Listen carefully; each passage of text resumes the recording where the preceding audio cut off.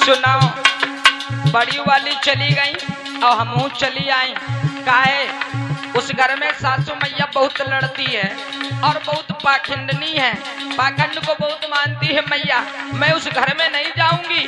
और बड़ी वाली दीदी वो भी चली गई, इसलिए हमसे भी लड़ाई उन्होंने की और हमने लड़ाई तो नहीं की मैया, लेकिन घर चली आई।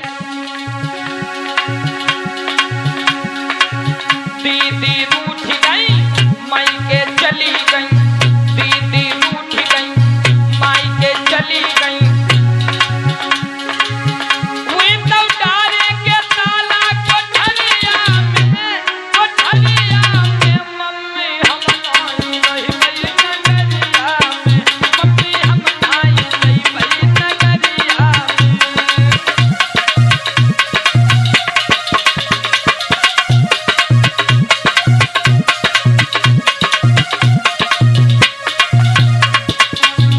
और सुनाओ, अरे रोज रोज सासू बेड़ी मंगवावे, हमसे हमारी सासू रोज रोज बेड़ी मंगवावत करे और ये हमें पसंद नहीं बिल्कुल मैया। अरे रोज रोज सासू बेड़ी मंगवावे,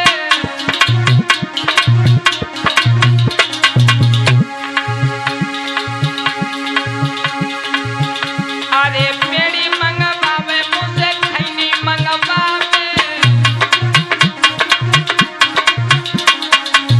मैया किस्मत फूट गई, किस्मत फूट गई, मायके चली गई, किस्मत फूट गई, मायके चली गई। हुई तो डारे के ताला कोठरिया में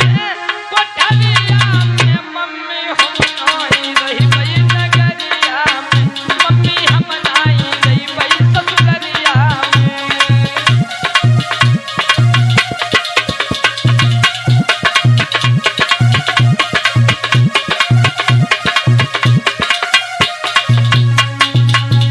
और सुनाओ,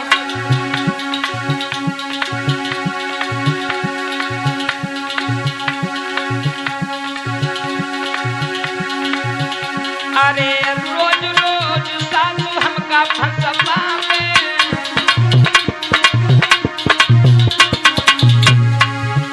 अरे रोज रोज सासू हमका फुसलावे।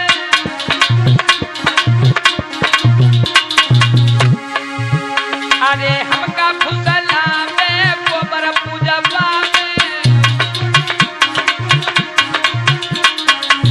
हमने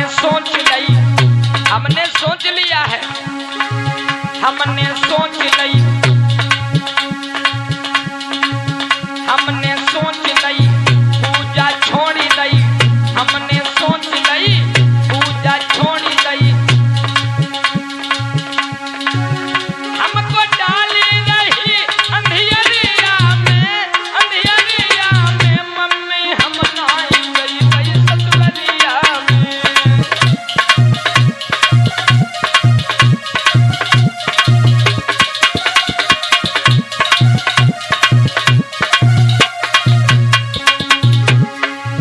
दीदी रूठ गई, मायके चली गई, दीदी रूठ गई, मायके चली गई। हुई तो डारे के ताला कोठरिया में मम्मी हम आई रही बई ससुररिया में।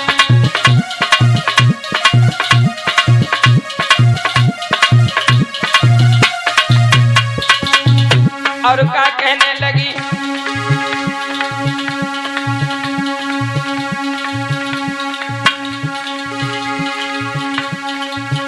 अरे एक दिन सासू मेरी देवी बनवावे,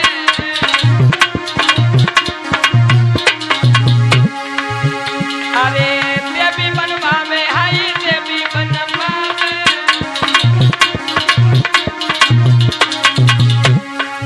एक दिन सासू मेरी देवी मनाई रही थी और हमने क्या किया, हमने कहा मैया ये देवी ना पूजो, ये लोकल देवी हैं।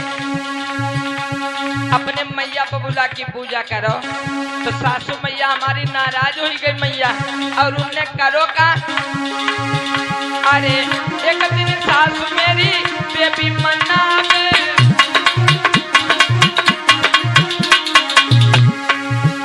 अरे देवी मनावे नैया देवी मनावे।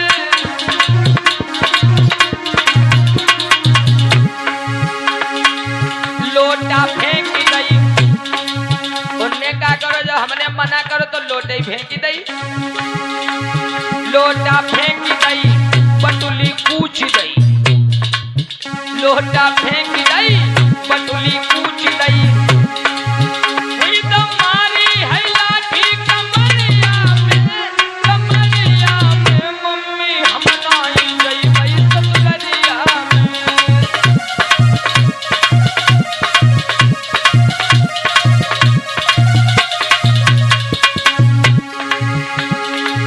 दीदी उठ गई मायके चली गई, दीदी उठ गई मायके चली गई। हुई तो डारी के ताला कोठरिया में मम्मी हम नाई रही गई ससुरिया में।